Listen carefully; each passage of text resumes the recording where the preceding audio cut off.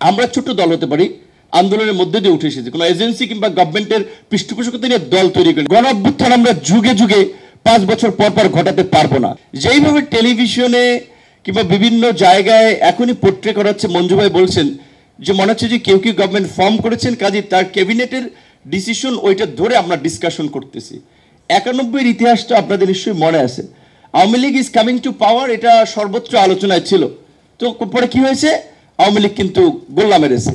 ঠিক আপনার ভোটের রেশিওটা ছিল 30-31%, 2001 সালে ছিল 40 এবং 41%।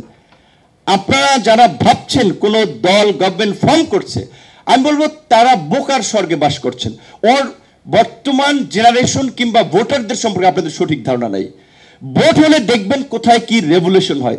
নির্বাচনের আগেও রাজনীতিতে অনেক ধরনের মেরুকরণ হবে। তো সেই জায়গা থেকে আমরা বলছি যে সংস্কারটা, যেটা ডক্টর কামাল হোসেনকে আমরা সম্মানের সাথে আমরা স্মরণ করছি, কিন্তু ডক্টর কামাল হোসেন সম্ভবত একটা সাক্ষাৎকারে বলেছিলেন 72-এ আমরা সে সময় সংবিধান রচনা, আমরা তো শেখ মুজিব আমাদের সামনে, আমাদের বঙ্গবন্ধু, আমাদের নেতা শেখ মুজিবকে দেখে তারা সংবিধান রচনা করেছিলেন। সো এইবারের সংস্কারের প্রশ্নে যেন আমরা কোনো ব্যক্তি, কোনো দলকে সামনে নিয়ে আমরা যেন সংস্কারের ফর্দ নিয়ে আলোচনায় না বসি। দেশ জাতির স্বার্থে যেন আমরা সংস্কারের কথা চিন্তা করি। আমার খুব কষ্ট লাগে যে আমরা সংস্কারটা যদি না করতে পারি, এটা হেলাফেলা না। মাত্র 53 বছরে মাত্র একটা বার গণ অভ্যুত্থান হয়েছে।